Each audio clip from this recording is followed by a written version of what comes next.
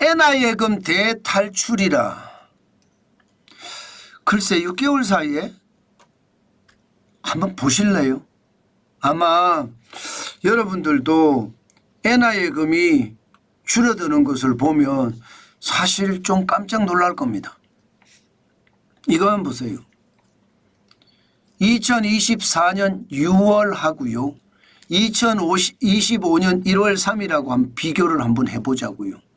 그러면 엄청난 차이가 납니다. 2024년 6월에는 1조 2929억 원이었거든요.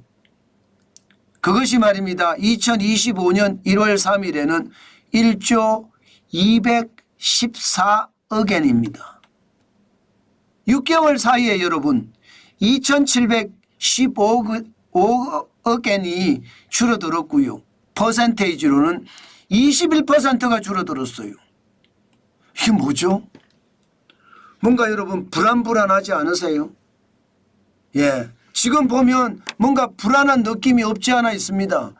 2023년 1월에 7,593억 원 이렇게 있다가 2024년 6월에 1년 한 6개월 사이에 70.3%가 늘어났었거든요.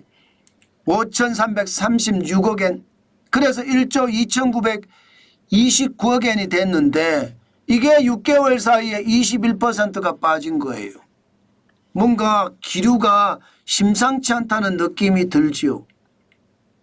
저는 이거 굉장히 심상치 않게 보고 있습니다. 결국 말입니다. 두 가지 요소로 해석할 수 있거든요. 하나는 원달러 환율이 지지부진합니다. 예, 원엔 환율이 지지부진합니다.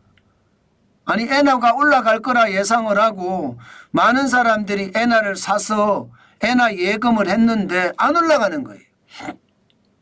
2024년 7월 10일에 보면 여러분 855.17원이었거든요. 100엔당.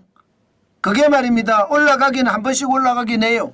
8월 6일에 950.21원까지 올라가기도 했고요. 지난 12월 9일에 952.88엔까지도 올라가기도 했습니다. 그러나 1월 7일에 다시 919.63원으로 떨어졌습니다. 그러니까 너무 지지부진하니까 아이고 나 엔화 예금 안 할래. 그냥 엔화 팔아치우고 말래. 수익이 좀 났든 말든 그냥 엔화 팔아치울래. 그렇게 해서 엔화 예금이 확 줄은 것도 있습니다.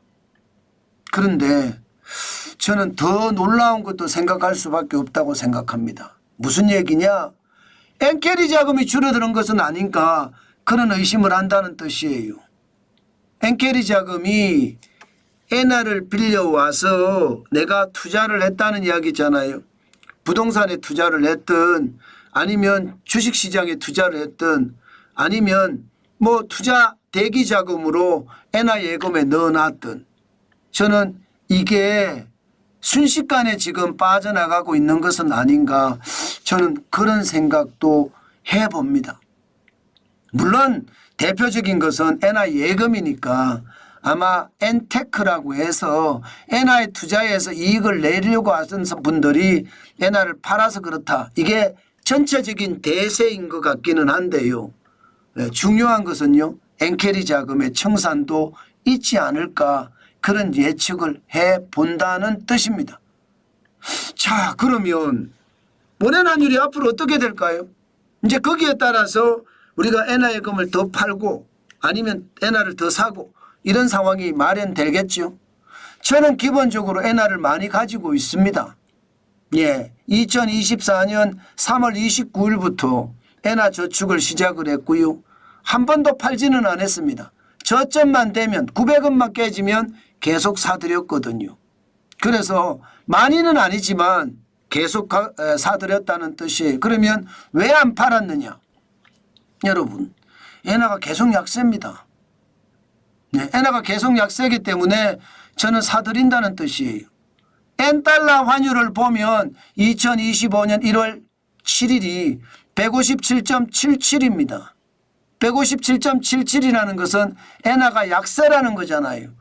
2024년 7월 3일에 161.68까지 올라가기도 했지만 지금이 여전히 높습니다. 어저께 일본에서 외환시장에 구두 개입을 했기 때문에 조금 떨어진 거예요, 이게. 그렇지 않으면 158도 우습습니다.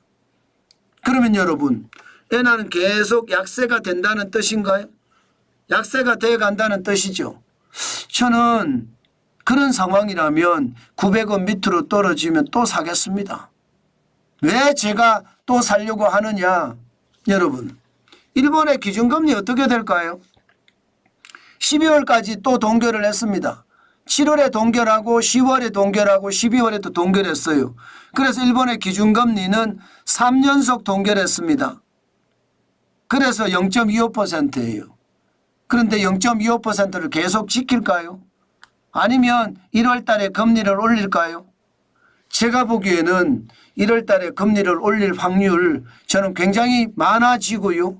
1월에 안 올리면 2월에 올릴 거라고 보는 겁니다. 소비자 물가를 보십시오.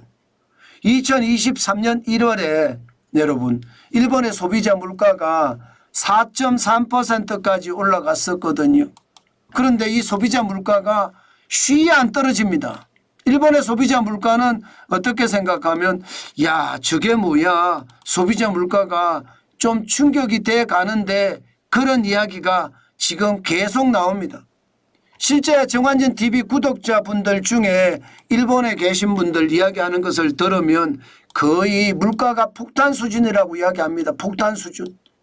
2024년 11월을 볼까요? 11월을 보면 2.9%로 다시 올라가고 있습니다. 이게 말입니다. 2024년 8월에 3.0% 이후로 지금 11월에 2.9%, 12월에는요. 일본의 소비자 물가가 다시 3%를 넘어섰을 가능성이 굉장히 높다 이렇게 이야기합니다. 예, 그러면 여러분 일본이 물가가 이렇게 올라가는데 금리를 안 올리고 계속 버틸까요? 버티기 쉽지 않다고 보는 거죠. 예, 그만큼 말입니다. 일본은 지금 상황이 물가 때문에 죽겠다예요. 물가 때문에. 우리보다도 월등하게 높거든요. 우리는 소비자 물가가 그래도 2% 이하니까 좀 잡혔다 이야기합니다. 일본은 전혀 소비자 물가가 안 잡혔습니다. 그러니 물가 올라가는 게 지금 1, 2년의 문제가 아니잖아요. 게다가 일본은요. 일본형 불황이라고 해서 예, 디플레이션 말입니다. 이게 저성장 저물가. 물가가 올라가 봤자 0점대 올라가는 게 일본의 물가 수준이었습니다. 그런데 2023년부터 물가가 올라가는 것 2022년 6월에도 2.4% 올라갔습니다. 과거에 올라가는 거 비하면 이게 10배까지 올라갔다 이런 말까지 나올 정도 10배 4.3% 이러면 뭐 진짜 10배죠. 예, 2.9% 이래도 10배입니다. 10배만 여러분 물가를 감당할 수 있었겠습니까? 상승률이 10배니까 본가격의 10배는 아닐 테니까 뭐 그 정도는 아니겠지만 상승률이 10배니까 장난 아닙니다. 그러니까 어쩔 수 없이 일본도 예, 이게 금리를 올릴 수밖에 없는 구조로 가지 않겠느냐 그렇게 시장은 예측합니다. 그만큼 말입니다. 일본의 상황 예, 굉장히 달라질 수 있고요. 또 하나 예, 도널드 트럼프 전 대통령 지금 47대 미국 대통령으로 취임을 앞두고 있습니다. 지금 무슨 이야기가 나오느냐. 제2 프라자 합의에 대한 이야기가 나옵니다. 제2 프라자 합의에 대한 이야기가 나온다고요. 이 말은 미국을 약달러로 가져가겠다는 거고 일본도 중국도 유럽도 전부 다 강엔, 강위안, 강유로로 가져가겠다는 이야기예요. 예, 이게 만약에 또 통과가 됐을 때는 또 다른 모양새가 나오기 때문에 여러분 기준금리는 일본은 어떤 식이든 그리고 엔화는 어떤 식이든 저는 강해질 수 있다고 생각을 하거든요. 때문에 많이는 아니지만 900원 밑으로 내려가면 저는 또 사겠다 이런 생각을 가지고 움직이고 있습니다. 언제든 900원 밑으로 내려가라. 그러면 나는 더 사겠다 이런 생각이라는 뜻입니다.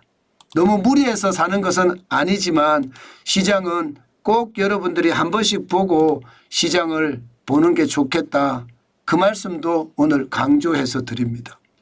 그만큼 시장이 변화가 심하고요. 또 변화가 심할 때 우리는 강력하게 대처를 하면서 시장의 어떤 상황을 받아들이면서 대책을 만들어가는 것 굉장히 중요하다 이렇게 생각합니다. 지금 엔화 예금이 대탈출한다고 하는 것 이것은 뭐 여러 가지 이유로 있을 수 있는 일이지만 정관진 TV를 보시는 분들은 경계감을 가지고 시장을 봤으면 좋겠다. 그 말씀 여러분들에게 또 한 번 드리겠습니다.